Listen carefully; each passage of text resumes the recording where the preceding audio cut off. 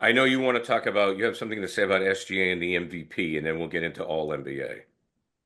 The MVP thing was, all year we knew it was down to two people, and people were doing all the straw polls, and the straw polls indicated that SGA would win, and he did. Now it's over, and a lot of people were very upset, and particularly because Jokic put up numbers we've never seen before from a big guy leading the team in all the major categories at 7 feet is not usually something we see.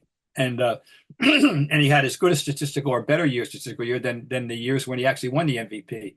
Okay, the whole MVP thing. Bob Ryan's premise on the MVP is that I know I'm talking in third person. It's awful. My premise on the MVP because it comes from baseball. The actual most there was always an award for even in the 19th century they were given an award I think in the 1890s for best player kind of thing, and then there was the early days of baseball in the 20th century they had an award, the Chalmers Award and all that, but the MVP as we know it was codified in 1931 in baseball, and I wish they had never used the word valuable because the word valuable is too arbitrary. Everyone is now free to set his or her opinion on the valuable. And so often they use the word valuable. When if you took him away from the team, where would they be? Well, the guys, and then it all comes down to do you have proper bench strength or not? In that regard, can they make up without you? Some teams can make up without their best player, better than others. Because of the roster's construction. So a player's job is to be a player, not to be a GM. So I hate that. If they took him away, that's true of every team. Every team's got somebody. You took them away, where would they be? Everybody's got somebody. At this degree, no matter what degrees you would be affected, they would be affected by your absence. Okay.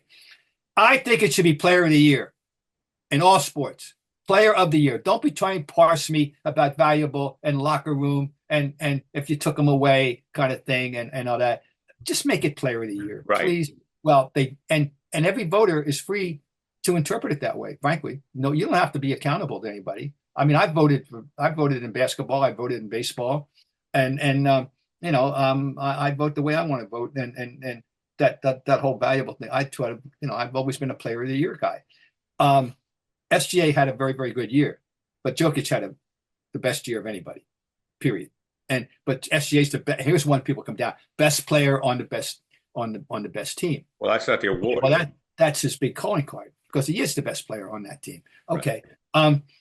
So, I mean, but it's a fair argument in general. It wasn't like it was a runaway. I mean, SGA had a great, great year. Obviously, I still think Jokic had the best year, and I probably would have voted for Jokic. But anyway, it's a good locker room. It's a good barroom discussion, but people really getting huffy about this one this year now.